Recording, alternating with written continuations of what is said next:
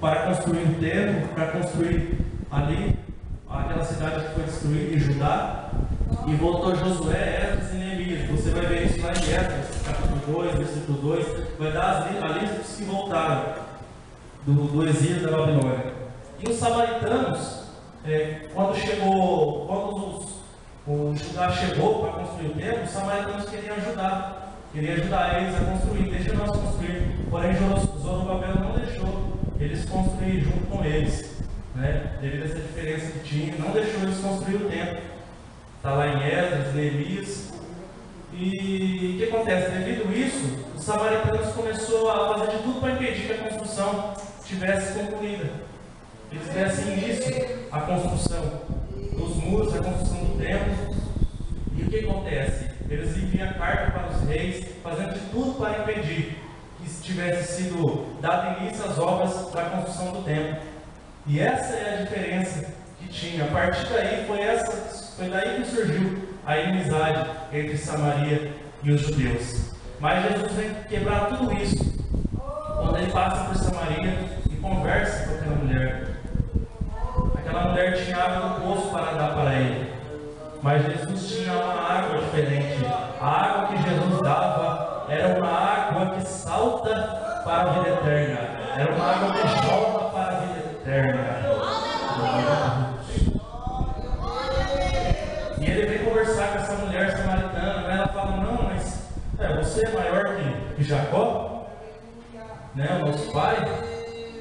E Jesus vem explicar para ela, né, que ele é o Messias, porque ela chega lá nele e ele diz assim: ó, faz o seguinte, vai lá, busca teu marido e volta aqui. E ela diz: mas Senhor, não tenho marido. E ele diz: disseste bem, não tens marido. Antes tinha 5 maridos, e o que tem não é seu marido. Jesus ali conhecia a vida daquela mulher, e ela, ouvindo aquela palavra, ela creu, não é mesmo? Ela creu. Para nós pegarmos a palavra de Deus, não devemos fazer essa diferença, porque o Evangelho veio para todos. Não devemos olhar: é samaritano, é judeu. Eu prego só para judeu, eu não prego para samaritano, eu só prego para A, eu não prego para B. Glória a Deus. Devemos pregar a palavra, não importa para quem. E esse é o mistério, quando ele fala da ceifa e de quem semeia. Jesus tinha semeado no coração daquela mulher a palavra, e ela corre e vai anunciar as coisas que ela viu e ouviu para o povo samaritano. Ela chega lá: e tem um homem que falou tudo, é profeta, disse tudo sobre a minha vida, é Jesus, é o Messias. Ele, será ele o Messias? Dizendo ao povo samaritano. Quer dizer, ela semeou. Aí vem os ceifeiros na ceifa e os ceifeiros. Ela semeou no coração, e os samaritanos queriam ouvir esse Jesus. E eles chegam diante de Jesus, e Jesus prega a palavra, e os discípulos também anunciam ali. Aí o que acontece? Eles fazem ali a ceifa. Jesus preparou o coração deles para depois vir a ceifa.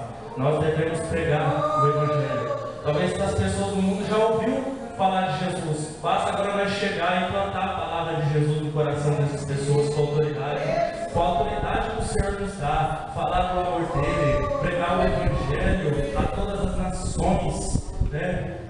Glória a Deus. Quando Pedro já estava pregando com autoridade, os principais do templo, os mestres, os religiosos, disseram a ele, chegaram neles e ameaçaram eles: vocês estão proibidos de pregar o Evangelho, vocês estão proibidos de anunciar o nome de Jesus e falar desse nome, você está proibido. O que acontece? Faremos a sua vontade ou a vontade do meu Deus? Eu não posso deixar de fazer a tua e deixar de falar do Evangelho. Ainda que custe caro, devemos falar do amor de Deus para as vidas. E olha o poder do Evangelho, olha o poder que trouxe essa palavra deles, não é mesmo? No versículo 39: e muitos dos samaritanos daquela cidade creram nele, pela palavra da mulher, que testificou, disse-me de tudo quanto tem feito. Olha aí, o povo talvez estava perdido, a visão dos judeus ali, a visão dos discípulos, um pouco perdido, mas Jesus veio e quebrou tudo isso. Não, eles também têm direito à salvação, eles também têm direito à vida eterna. Muitas vezes nós olhamos para as pessoas aí fora e não temos a mínimas para ele. Olhamos os mendigos, olhamos aqueles que não têm poder nenhum da sociedade, fazendo diferença. Todos eles têm direito à salvação, todos eles têm direito à vida eterna. Devemos pregar a palavra de Deus em tempo e em fora de tempo. Não importa a pessoa, seja ela rica, seja ela pobre, seja a classe social que for, devemos anunciar com autoridade, porque o Evangelho vai ser pregado. Essa palavra que entrou no coração dessa pessoa vai ser anunciada para outros. Ela vai espalhar essa palavra que ela ouviu, ela vai falar desse Jesus que ela ouviu falar, e o Evangelho vai ser realizado nesse lugar.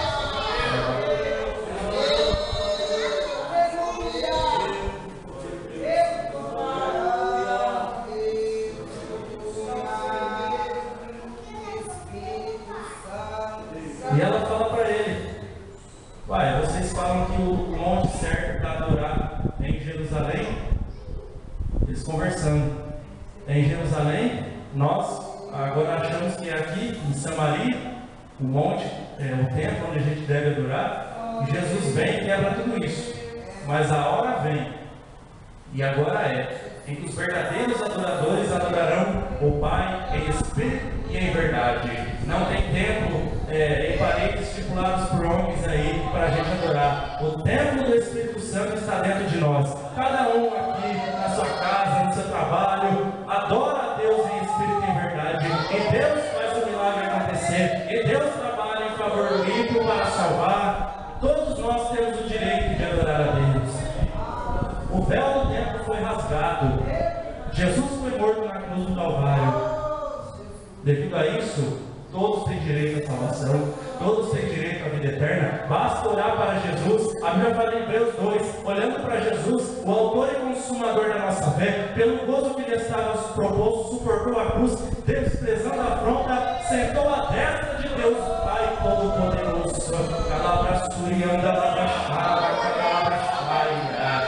Talvez pode ter uma pessoa aqui, talvez pode ter duas pessoas que ainda não aceitou Jesus. Essa palavra é para essa pessoa. Glória a Deus. Não importa a multidão.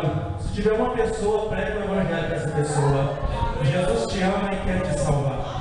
Jesus te ama e tem salvação para a tua vida. Porque Deus amou o mundo de tal maneira que deu seu Filho unigênito para todo aquele que nele não pereça, mas tenha a vida eterna. A vida eterna, a salvação eterna, é morar no céu com o Salvador, é sair desse mundo corrupto, é sair dessa situação precária e morar no céu com o nosso Redentor, e morar no céu com o nosso Redentor. E Deus quer restaurar, Deus quer salvar. Quantos creem que Deus quer salvar? Levanta a mão agora. Quantos aqui são adoradores em espírito e em verdade? Levanta a mão agora.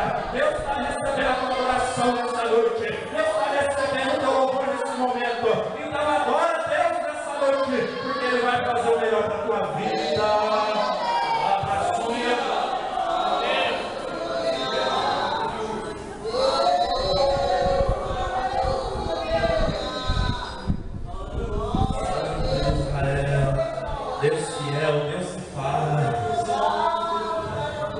Talvez você está vivendo uma vida apertada.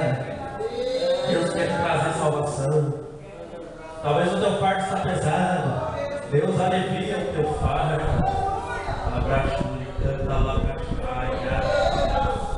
Deus de poder e de glória. Quando o povo de Israel, lá no deserto, Moisés divide o povo. E o povo começa a murmurar. Nossa, eu não aguento mais comer esse maná, não aguento mais. Começou a procurar com Deus, era melhor nós ficar lá no Egito, lá tinha carne. E Deus manda serpentes ardentes. Aí o povo foi picado, uns morreram. Disseram: Moisés, o que está acontecendo? Olhe para o teu Deus para tirar nós dessa situação. Temos pecado contra ti e contra ele. Faça assim, Moisés, alguma coisa para que nós não perecemos nesse deserto. E Moisés vai orar a Deus, e Deus fala para ele: faça para mim uma serpente de metal numa haste, e acontecerá que todo aquele que picar olhando para a serpente de metal, ficará vivo. Glória a Deus. Essa serpente simboliza Jesus Cristo crucificado na cruz do Calvário. Todo aquele que está nesse mundo perdido, todo aquele que não tem mais jeito, olha para a serpente, olha para a cruz de Cristo, olha para a cruz do Calvário, olha para o Redentor, olha para o Cordeiro de Deus e fica vivo, e sai da morte eterna e entra para a vida eterna, e sai da perdição eterna e entra pelo poço eterno. Talvez você está vivendo num momento, entrando pela porta larga. A porta larga leva para a perdição, mas graças a Deus que tem a porta estreita, a porta mais difícil, a porta da santidade, a porta da paz, a porta do amor, é a porta que leva para a vida eterna. Santo seja o nome do Senhor para todo sempre. Glória a Deus. Porque nós somos um pouco cheios de tempo, e o que há de vir virá e não tardará. Mas o justo viverá da fé. E se ele recuar, a minha alma não tem prazer nele. Nós, porém, não somos daqueles que retrocedemos para a perdição da alma, mas somos daqueles que creem para a vida eterna. Aleluia. Deus tem vida eterna para você. Deus tem vida eterna para mim. Para você que ainda não esteja ao mundo sem Jesus. Deus tem salvação para ti. Deus te chama nessa noite para uma vida com Ele. Deus te chama nessa noite para uma vida de vitória, para uma vida de bênção, na qual o Senhor vai te lavar, vai te remir no sangue dele. Isso é coisa espiritual. Talvez você não entenda agora, mas entenderá depois. Deus tem bênção para nós. Louvado e agradecido o nome santo do Senhor. Na conversa com Nicodemos, um religioso, entendido, instruído na religião. Aí o que acontece? Ele chega a Jesus. Jesus, o Senhor realmente é mestre vindo de Deus, porque não há ninguém que possa fazer os sinais que você faz se não vir de Deus. E ele fala para ele: é necessário nascer de novo da água e do Espírito. É necessário nascer de novo. Mas como isso? Como eu posso nascer de novo? Se eu já nasci, eu vou entrar na frente da minha mãe e nascer de novo? Não, é nascer da água e do Espírito. É o novo nascimento, é a regeneração, é aquilo que um dia eu e você fez quando nós saímos desse mundo e pisamos na vida santa, quando nós resolvemos, escolhemos, entendemos que devemos ter uma vida com Cristo. Jesus vem, muda o nosso coração, aquele coração amargurado, aquele coração que só pensava malícia, só pensava mal dos outros. Jesus veio e transformou, deu um coração de carne, um coração bondoso, um coração cheio de amor, um coração cheio de paz. Glória a Deus, derramou de ti o Espírito, te batizou com o Espírito Santo, encheu da sua graça, te capacitou, te vocacionou para que você vai e pregue a palavra, e anuncie o Evangelho, e fala do amor da cruz, e fala que Jesus é bom. A pessoa está lá sofrendo no serviço, e nós não temos coragem de falar para ela: oh, Jesus tem salvação. A pessoa está sofrendo. Nossa, como que eu faço isso? E agora? Nossa, minha vida já era. Acabou. E nós não temos coragem de falar: mas tem uma pessoa que pode resolver o meu problema. Resolver o meu problema um dia, pode resolver o teu. É Jesus. Às vezes nós vivemos uma vida de prazeres lá fora, bebedices, glutonarias, uma vida de qualquer maneira. Eu fui uma pessoa que viveu uma vida lá fora, bebia, eu vivi uma vida lá fora, segundo a vontade da carne, segundo os cursos desse mundo. Aí um dia eu pisei os pés na casa de Deus, eu ouvi a palavra do Senhor,